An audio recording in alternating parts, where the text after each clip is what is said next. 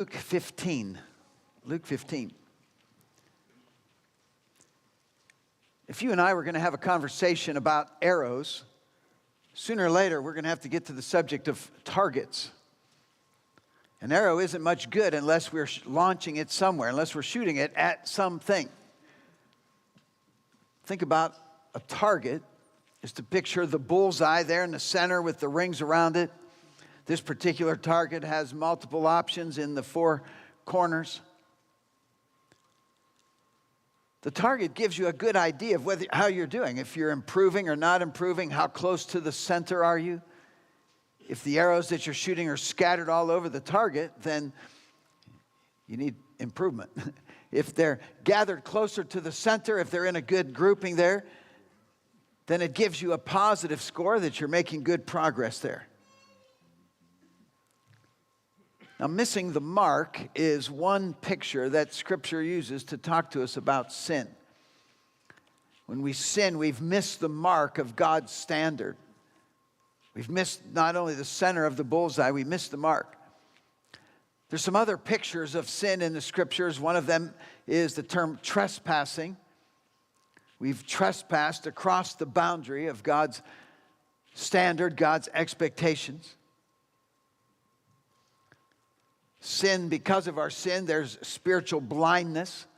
There's a lostness. These are strong words, a deception, strong words that describe sin. Today we're going to talk about lostness. We're going to zero in on one of those words, lostness. Now, as we think about the target, it would be one thing for us if in parenting, if we could just say, aim better. But it's far deeper than just behavior issues. There's a condition that our kids are carrying with them, a condition called sin. The Bible uses the term lost. Jesus said in Luke 19 and verse 10, the Son of Man has come to seek and to save that which was lost. There's that word. So it's not just a matter, when it comes to parenting, it's not just a matter of seeking right behavior. We're not seeking behavior modification. It's not just a matter of looking at the target and saying to our kids, aim better. But that's where most of us are as parents. We're just hoping that they can obey and we can get through a couple of days. But far deeper than behavior is a condition called lostness, a condition of the heart. Now, when Jesus said that he came to seek and to save those who were lost, he didn't say he came to help those who were disobedient. He's talking about people who are disobedient because they are lost. If we could just deal with conflict between siblings and be nice and behave, wouldn't that be nice? But there's conflict between siblings because they're lost. There's a condition far deeper than that. If we could just tell them, make good decisions. Don't make dumb decisions. If that's all it was, just change your behavior. Parenting would be somewhat easy. But it goes deeper than that because there's a condition that is behind the bad decisions that are made. It's not just laziness that we're talking about. It's a condition called sin, called lostness. Give you a medical example. Let's take what for many of us would be kind of a worst case scenario. Let's say that you were diagnosed with a brain tumor and for 3 days you had no headaches. How many would be satisfied with 3 days of no headaches if your condition involved a brain tumor? How many of you would be glad you went to the doctor and he's like, what are you complaining about? You went 3 days without a headache. What's your problem? And you'd say, no, I have a condition, doctor, something far deeper.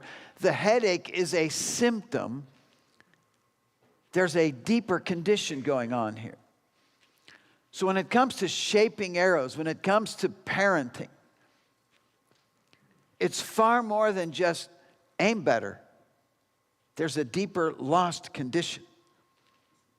Now, in helping us understand lostness, Jesus told a parable, and it was really three parables in one. It's found in Luke chapter 15.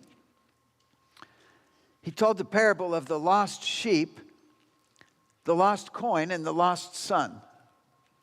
Three lost things to help drive down deep into our understanding that far more than behavior, there's a lost condition that needs to be dealt with. Now, when we think about lost, there's a few different ways that we might use the word lost. We might think about lost in the sense of defeat. We lost the game. We might think about lost in the sense of displaced. I don't know where I am. I'm completely lost. We might think about confusion. If you're having a conversation with somebody, and at some point you might be like, you lost me there. I'm confused. We could be talking about death. We lost our friend recently. So lost carries with it a lot of meanings. But this chapter 15 of Luke carries great significance, and it includes for parents. For example, the parable of the lost sheep. I want to read starting in verse 1 of Luke 15, if you'd want to follow along. Then all the tax collectors and the sinners drew near to him to hear him. And the Pharisees and the scribes complained, saying, "This man receives sinners and eats with them." So he spoke this parable to them, saying, "What man of you, having 100 sheep, if he loses one of them, does not leave the 99 in the wilderness and go after the one which is lost until he finds it? And when he has found it, he lays it on his shoulders, rejoicing. And when he comes home, he calls together his friends and neighbors and says to them, 'Rejoice with me, for I have found my sheep which was lost.' I say to you that likewise there's more joy in heaven over one sinner who repents than over 99 just persons who need no repentance." So I want to point out that the sheep got lost here because of foolishness. Sheep are foolish. And there's a few observations we're going to make about each of the lost objects that are here. One is that sheep need a shepherd. And your children need you. They need your wisdom and your guidance. They need your protection. They need a roof over their heads, and they need food on the table. They need a place to sleep. Don't be irritated when they need you. They're like sheep, and God put you as the shepherd in their lives, and they need a shepherd. They're dependent. Now, their dependency, their needs are going to wake you in the middle of the night. They're going to come at you 1,000 times in a day. They're going to look like interruptions, because that's what dependent sheep do. They need a shepherd. Also, we would recognize that sheep are prone to wander. They're attracted to the grass that's on the other side of the fence. They're prone to follow other sheep. They just blindly walk, get in line, and follow them. They're prone to wander. Now, because of your child's lost condition, they're prone to wander away from your guidance and away from your wisdom. They're lost. Other children will draw them away, and they'll blindly follow other kids.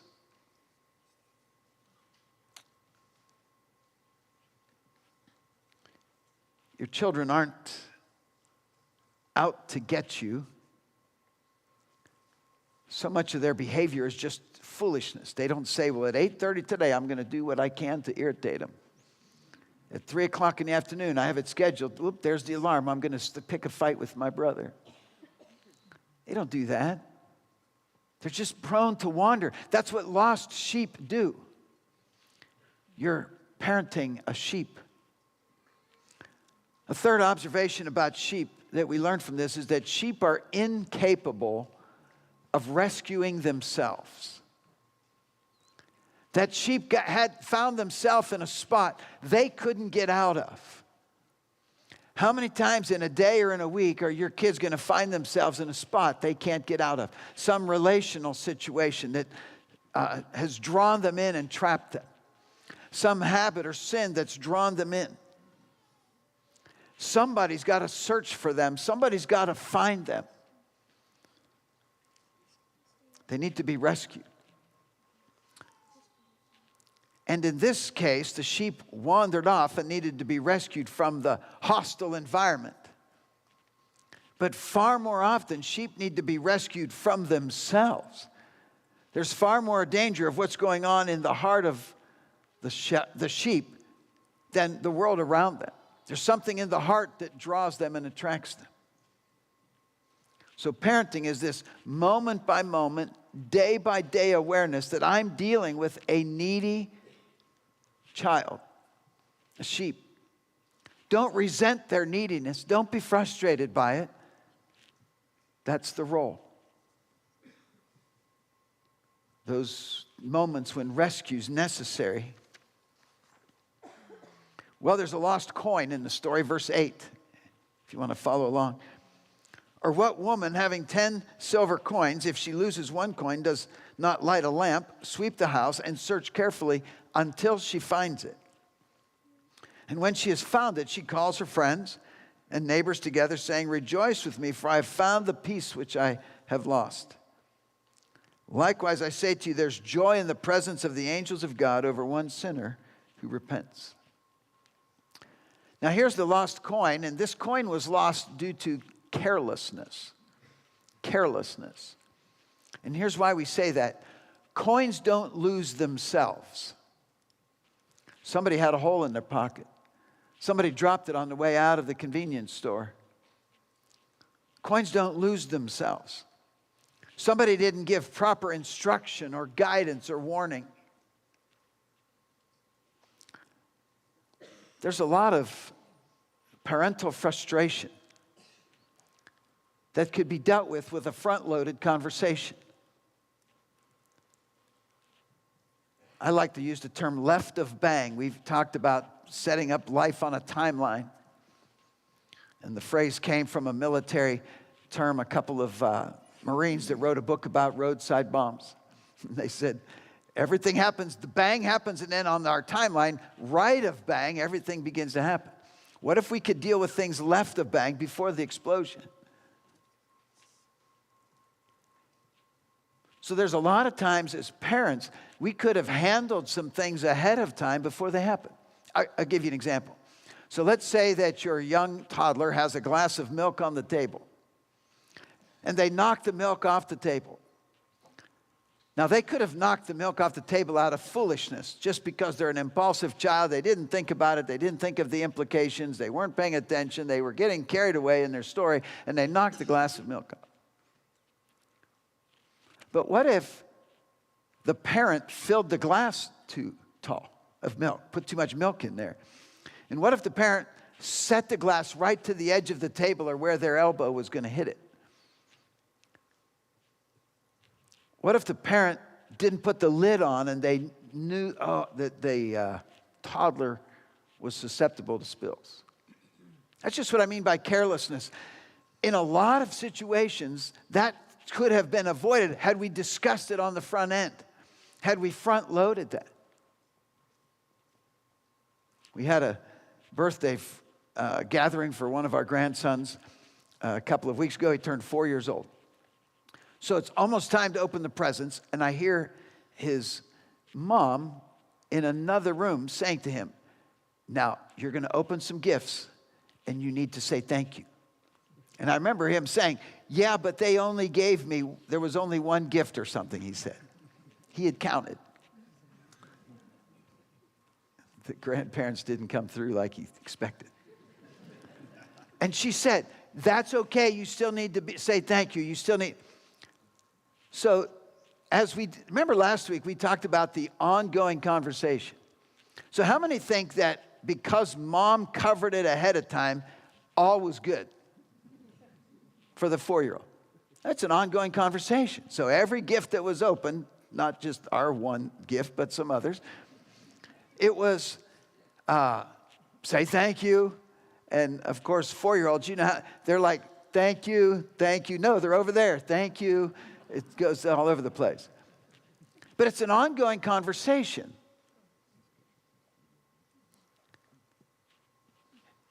A lot of things can be handled on the front end. Front loading is the term my wife uses.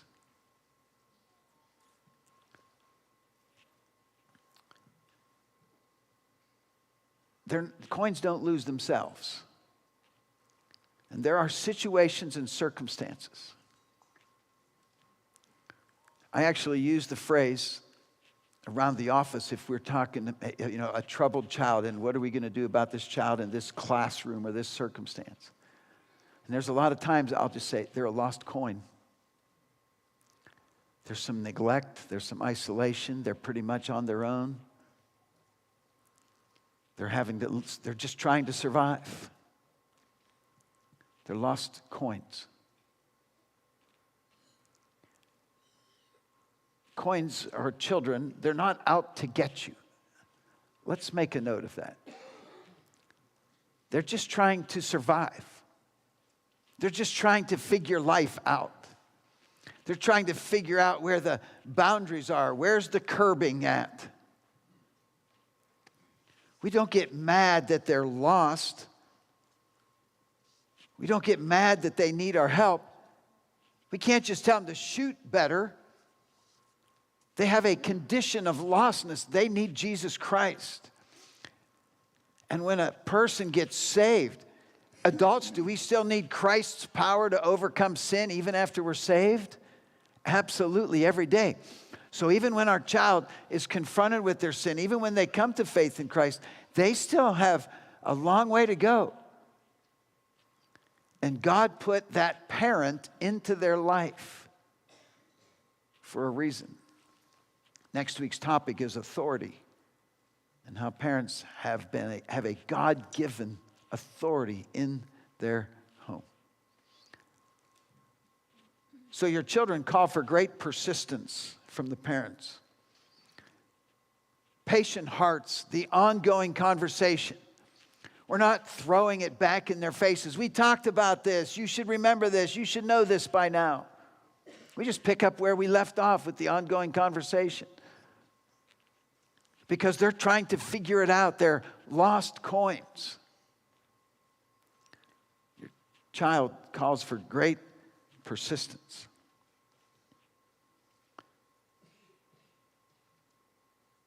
Then there's the lost son. The prodigal son. Maybe Jesus' most well-known parable. We'd make a great series on parenting just on the prodigal son. It was a decade ago or so that we did a series on parenting just from the prodigal son. It's the longest of the three parables. It narrows down the proportion. The first proportion was 1 out of 100. The second was 1 out of 10. We come to the third one, and it's 1 out of 2. There's the lost son, and then the son who stayed home. Now, the third lost object or son is lost due to willfulness, defiance. He wants to get away. He has everything that he needs at home, and he still wants to get away. So in any disobedient situation, parents, ask yourself, is this foolishness that I'm seeing? And it's just immature, childish behavior. Is it carelessness, meaning something I could have done to head it off? Could I have done something on the front end, left of bang, that we could have dealt with this issue? Or is it willfulness? Is it willful defiance? The son here, observation number 1, shows great desire to be out on his own. Great intent. Everything's there. And he still wants to be away. One of the most frightening aspects of our children's lostness is their susceptibility to temptation. They somehow think that they should be in charge. Now, we're quick to blame friends. He just got in with the wrong friends. He's just hanging around with the wrong friends. But not everybody was drawn to that group of friends. There's something in the heart of your child and their lost condition that made that group of friends attractive, that made that pattern of life attractive. What is it about that group of friends that drew your child and their heart in that direction? What is the condition of their heart? A second is that this son is self-deceived. The son is self-deceived. Part of his lostness, part of his blindness, part of his deception is that he believes things that aren't true. He thinks he's better off on his own. He thinks he can make better decisions. He told himself that he could handle whatever was going to come his way. He told himself he could handle things that he couldn't handle. The Bible could have been written yesterday because that's describing many of our kids. They tell themselves things that aren't true. They tell themselves that their parents don't really know what they're talking about and they know a whole lot better. That they're the exception. They need to be rescued from themselves. 2 Corinthians 5 and verse 15 tells us that Christ came to rescue us from ourselves.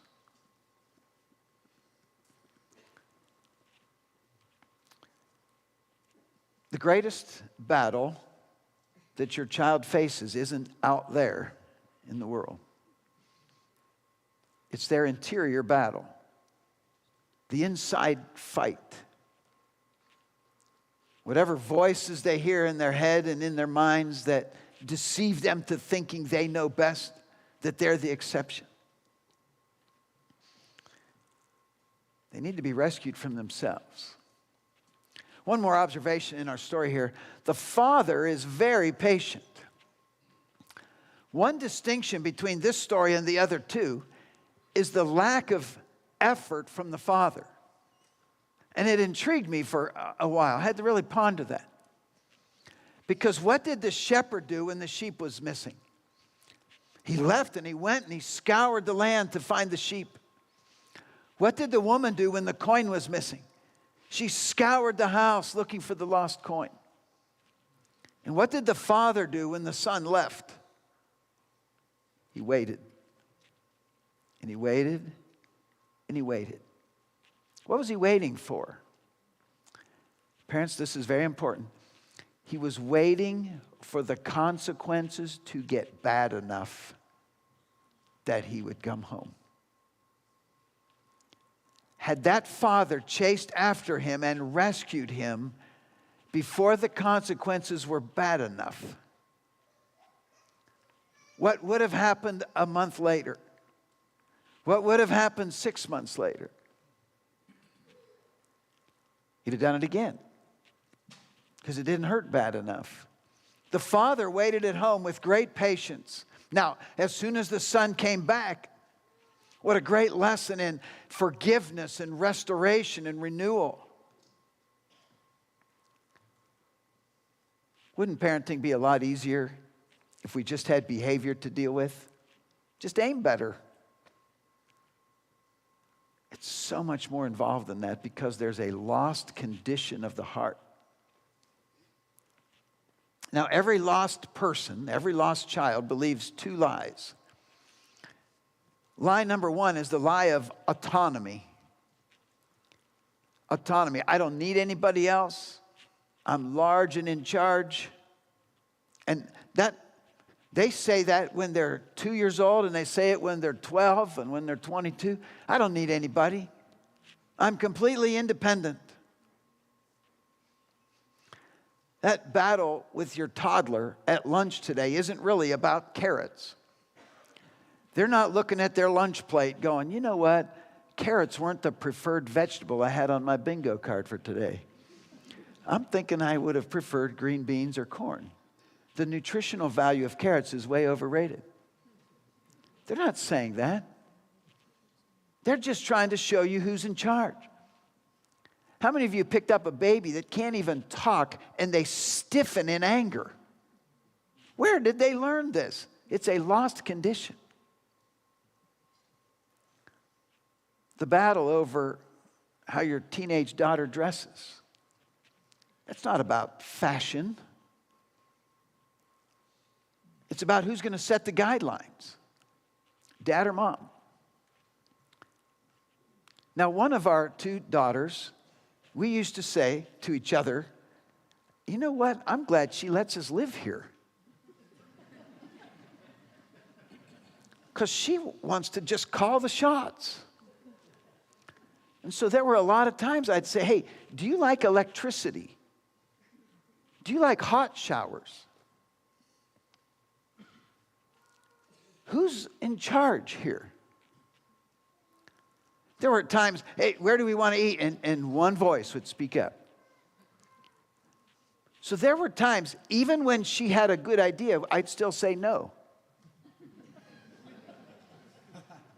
Because she needed to know who the boss was around there. You can't make 5 decisions in a row from the back seat of the car. You're the kid. We're going to do some other things. And I just have watched a lot of parents abdicate authority to the child. And if you abdicate authority to your child, they'll take it. Because they're believing the lie of autonomy that they're in charge. So parents, don't take it personal. They're not out to get you. They're just trying to flex their muscles. They're just trying to see who's in charge around there. And sometimes you're going to just have to make decisions that say, we're in charge. The grown-ups are running the asylum here.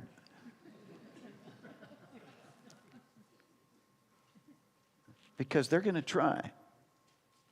They think they don't need you making so many rules. There's another lie that they believe, and it's the lie of self-sufficiency. Self-sufficiency. This lie tells your child that everything they need is within them. They can solve the problems. They have the answer to all the questions of life. They don't need your help. They don't need your rescue. They don't need instruction. I want you to see the significance spiritually of these lies of autonomy and self-sufficiency. Because what's at the heart of the gospel? The heart of the gospel isn't aim better. The heart of the gospel is I'm lost and I cannot rescue myself. I must have Christ and his death on the cross to provide the rescue for me. And when we abdicate authority to our kids and we let them think they're self-sufficient and that the answers are all within themselves,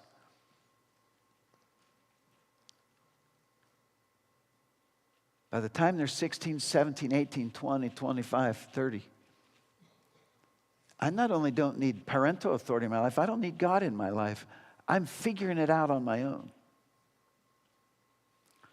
So in our communicating their need and their condition, let me tell you why you're getting angry at each other. Let me tell you why you're hoarding your toys. Because you're lost and you need Christ. We can't fix this condition on our own.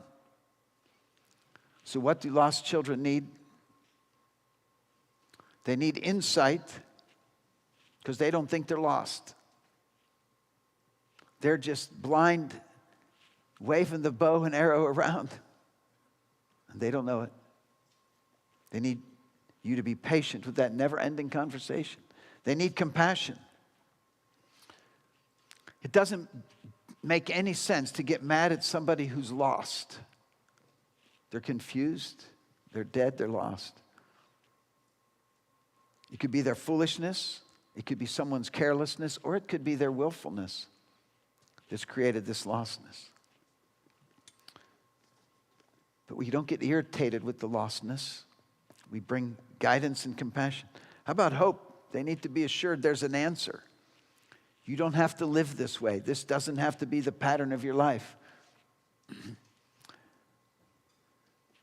There was a pattern of my life as a young boy. And I remember that I would hate myself when I would do that. And it was just normal boy stuff. But I remember saying, man, I hate myself when I do that. And I've actually said that to kids at times. I know you don't like yourself when you're doing that, but there's hope. God can give you the power to change that. I know you're not happy with yourself. I know that's not how you want to live. But there's an answer in Jesus Christ. A fourth one is rescue. Rescue. We're not doing behavior modification. We're not saying aim better. The rescue, kids, adults, we're incapable of rescuing ourselves. And the last one is wisdom. They need the wisdom of somebody who will say no when it's right and correct to say no. They need somebody, they need to understand there's a time for that. They need direction. Jesus came to seek and to save the lost. And as parents, God put us in our children's lives. And you may have to say to them what we said many times. We're not accountable to you. We're accountable to God. And it's not my goal to make you happy and perky all the time. It's my goal to stand before God and say, I did the best I could to point my kids to you. And as parents, that's where our accountability lies. But that's also where the answer lies to their lostness. Would you stand with me, please?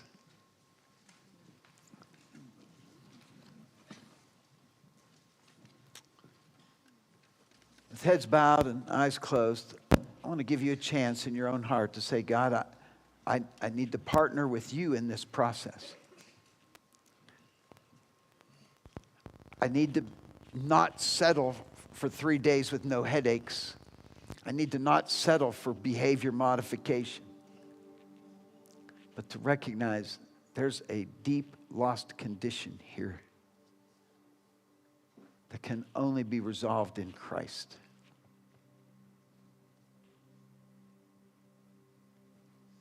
Our Father in heaven, you're at work in so many ways, in so many lives.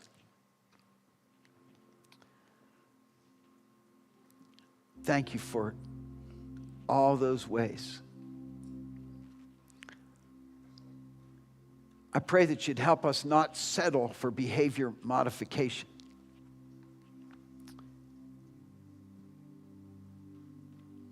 But to understand the condition of the heart that leads to the sin we're observing, that leads to the sin we're correcting. And help us as parents to communicate that there is hope of rescue from this condition. Thank you that Jesus Christ came to save us from ourselves.